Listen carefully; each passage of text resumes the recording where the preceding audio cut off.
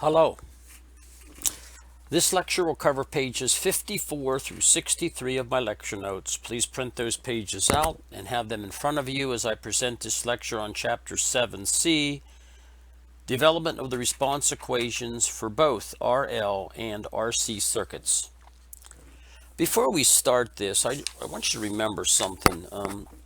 You can't lose track. The voltage across the inductor with respect to time is equal to L di dt. That's very important. The voltage across the inductor with respect to time is equal to L di of the inductor with respect to time. And the current to a capacitor with respect to time. Notice I always say current to a capacitor.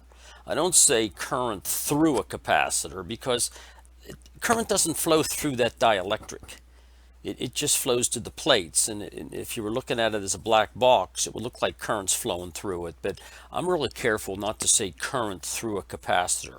It's current to the capacitor is equal to C dV dt. So the current to a capacitor is equal to the capacitance times the derivative of the voltage of the capacitor with respect to time. You always have to remember these two equations particularly as we go through these response equations here. So to start out on page number 54,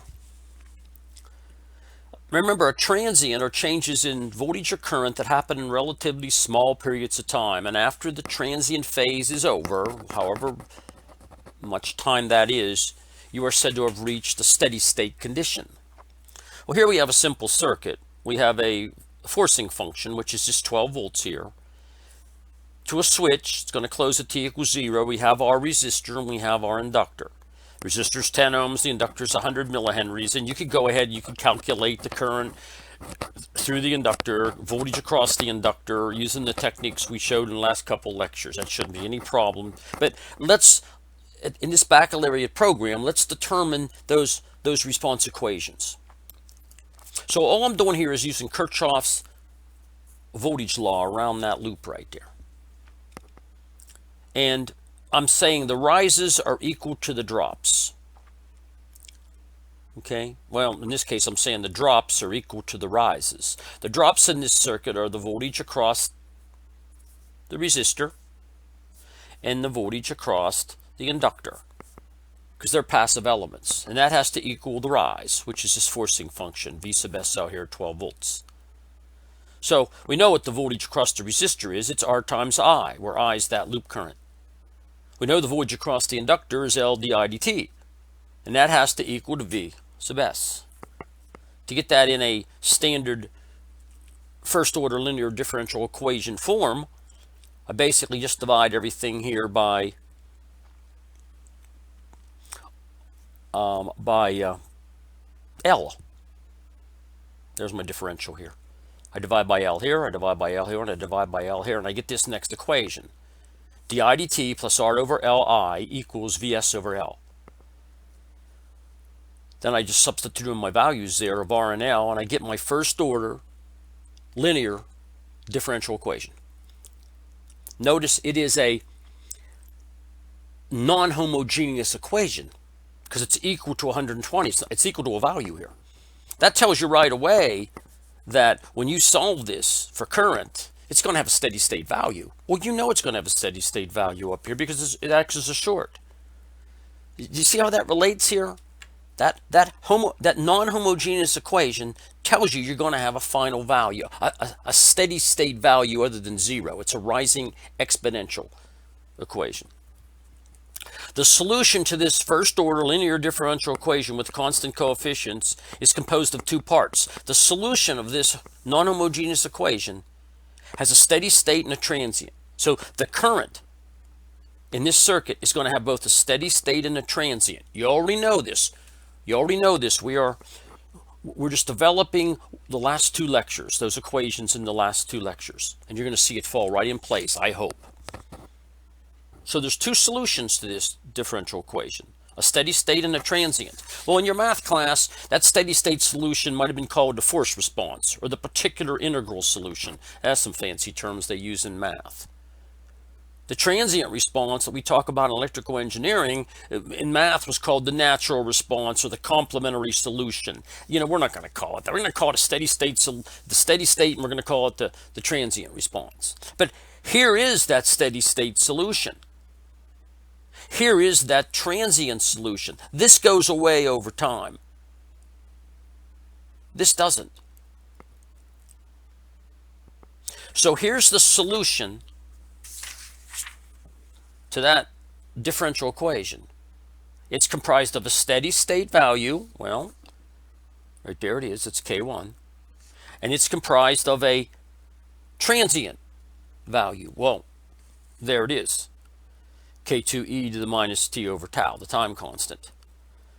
Where tau is the time constant, and you know how to calculate time constants, but I'm going to show you how we get that from the response equations. To solve for K1 and K2, to solve for K1 and K2 in this solution, in math you could use integrating factors, or you could use variation of parameters, or you could use separation of variables, or you could guess a solution. Well, guess what? We're going to guess a solution. What we're going to do is we're going to guess the solution, and we're going to see if it fits. First of all, to find tau, you solve the homogeneous equation. So you basically take this equation right here and you set it equal to 0. That's how we're going to solve for tau. So here's the equation.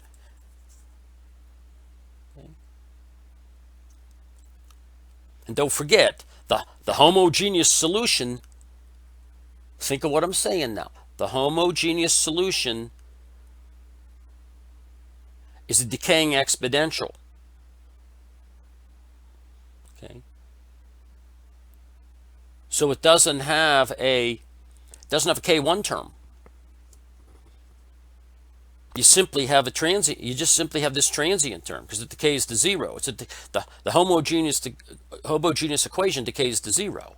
So we're going to assume the transient is K2. The transient solution is K2e to the minus t over tau. That's what I said. Why aren't we taking this? Why aren't we taking that? Because we're finding tau through the homogeneous equation. We're setting it equal to 0. So I'm just taking this and I'm putting it into this equation right here.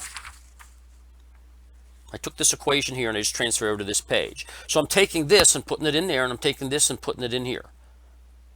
You can take the derivative of this and get this.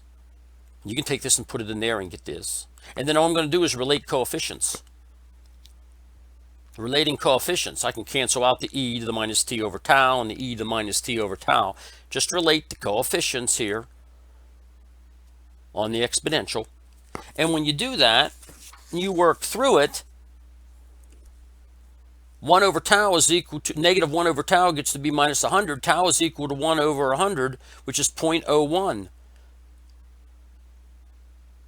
That's equal to 1 over r divided by L, which is L over r. They recognize that. So when you have an RL circuit, tau is equal to L over r, the time constant. So now we know the time constant. How about finding the steady state solution? How do we find this solution? How do we find the steady state?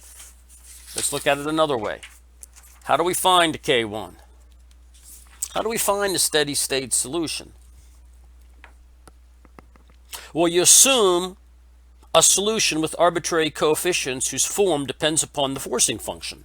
This was more math, but that's, if you have a constant, if your forcing function is a constant, your necessary choice for your steady state solution is also a constant. If the forcing function has this form, well, you guess this for your, I guess you called it a particular integral, but you guess this form here as your steady state solution. It's the form of the forcing function plus all its derivatives. And here's another form for a forcing function, and this is what you guess. And if it's a sinusoid, this is what you guess. I'm sure you had some of these when you solved in your math class. But in this class, I think we're going to be using the constant most of the time. We're going to be using a battery to illustrate this. So notice here, notice what we're doing here. When we guess our steady state solution, we're going to call it K1, not just K. The constant is the forcing function. It's out here. You have to be careful with this. This is just going to be like the 12 volts or the 8 volts or the 16 volts, whatever's forcing the circuit when you close the switch. We don't want to use the same K. We're going to use K1. Notice if we had this form right here, we use B's. This form, we use C's. If we have the sinusoid, we use D's, so you don't get mixed up when you start writing down equations.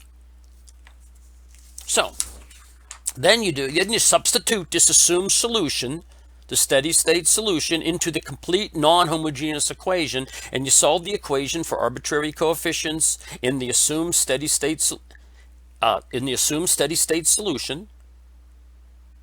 And then to get the complete solution, both the steady state and the transient combined, you choose K2 so that it will satisfy the initial conditions of the circuit.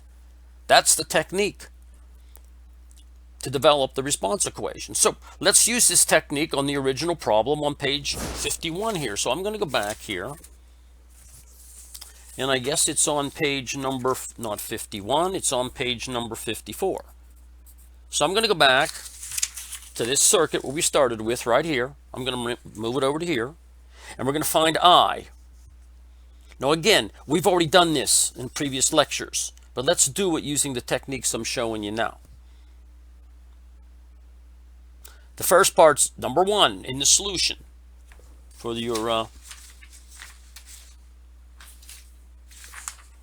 for finding your complete solution. The first step right here is, since the forcing function is a constant, which is 12 volts, we want to let the steady state solution be K1, be also a constant. So if you look at steps 2 and steps 3 up here, we're going to substitute that into the differential equation right here. If I steady state is a constant, you put it in, you take the derivative of the constant, you get 0. This goes to 0. 100 times the K1, the steady state, you're just making a substitution here. You're substituting this assumed solution into the complete non-homogeneous equation, and you end up with K1 equals 1.2 amperes. So what do you know now? Well, you know I is equal to the K1, 1.2, plus now you have to find K2. How do you find K2? To get the complete solution, both steady state and transient, we're going to have to find K2. Well, you choose K2 so it will satisfy the initial conditions of the circuit. So here's where we're at so far in this equation, where the time constant is L over R, which is 0.01 seconds, 10 milliseconds. So what we're going to do, step 4 is very important. This is where you evaluate initial conditions and final value to fit the complete equation, solution. You are finding x is 0 minus x is 0 and x is 0 plus, where x can be voltage or current. Now remember here, for an inductor, the current at t equals 0 minus is equal to the current at 0 is equal to the current at 0 plus, because current can't change instantaneously through an inductor. And for a capacitor, the voltage VC is 0 minus is equal to the VC is 0, which is equal to the VC is 0 plus. They're all the same value because voltage can't change instantaneously across the capacitor. So evaluating the circuit, look at the circuit back here, right here. And I want you to evaluate the circuit at t equals 0. At t equals 0, do you see the current has to be equal to 0? We're looking up here because of this. You have to see that. If you don't, you're going to have to talk to me about it. Evaluate at t equal infinity. At t equal infinity, the current is equal to 1.2 amps.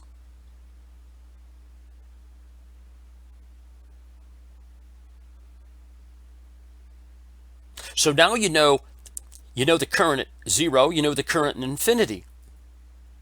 So now what do? Well, I think you know the answer to this. because we've done this a number of times now. Now you have to go back and look at, let's see if we can't find that observation equation that we worked a number of times. There it is. Now you go back and you substitute it in here, and here, and here. This is your K1, this is your K2. How'd I get K2? Well, I got K2 because K2 is, in this case right here, is going to be the value at 0 plus minus the value infinity. That's how I'm getting the minus 1.2 amperes. I plug it into this formula, and there's my final expression. You can see it's a rising exponential. It rises up to 1.2 amperes. You should be able to look at this charging curve for the current, which is the current in the inductor, which happens to also be the current of the resistor, because they're the same current. It's a series circuit there. It's the same circuit.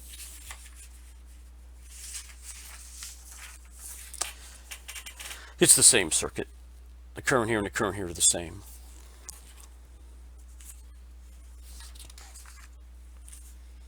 And you can compare it to what you see here.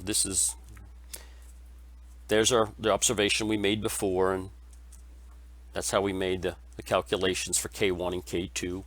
Just talked about that. Developing the response equations for the charging RC circuit. Using the same technique as we did for the RL. There's our circuit. To find VC at T, used Kirchhoff's voltage law. E plus E minus VR minus VC equals 0. I'm showing the drops equal the rises here. V sub R is R times I. V sub C is C dV. The equation is this. R times I is the one drop. V of C is the other drop. And that has to equal the rise here. Well, we know that I is equal to C dV dt, and we're just making that substitution in. We're making this substitution in here, and we're getting this differential equation. Divided through by RC. Here's my standard form. The derivative of the voltage across the capacitance with respect to time plus the voltage across the capacitor divided by RC is equal to E divided by RC. That's E divided by RC.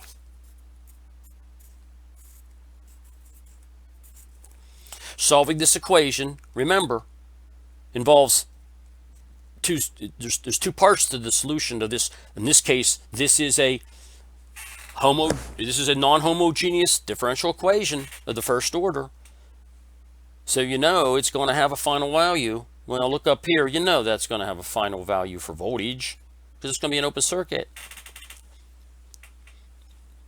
Sure better be E. It's going to be E.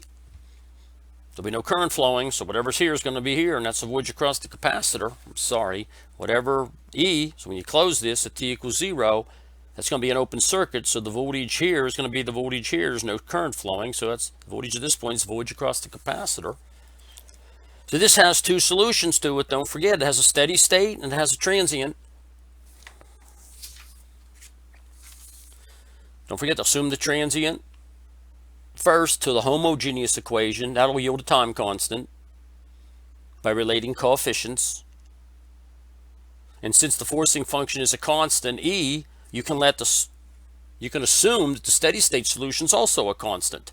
Plug it into the original equation, just like we did before, and it's going to yield K1 is equal to E. And then we have this. K1 is equal to E.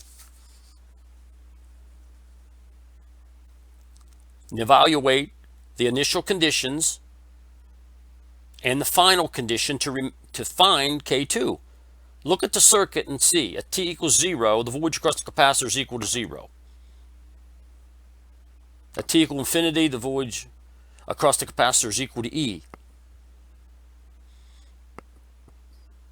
So what does K2 have to be for that to be the case? Well, either you can just look at this and determine it, or you just plug these values here and here into here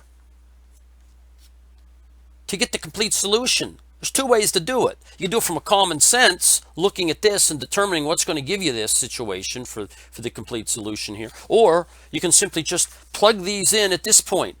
At some point, you're going to realize, wow, this is not that difficult. And when you do that, you're going to get your complete solution.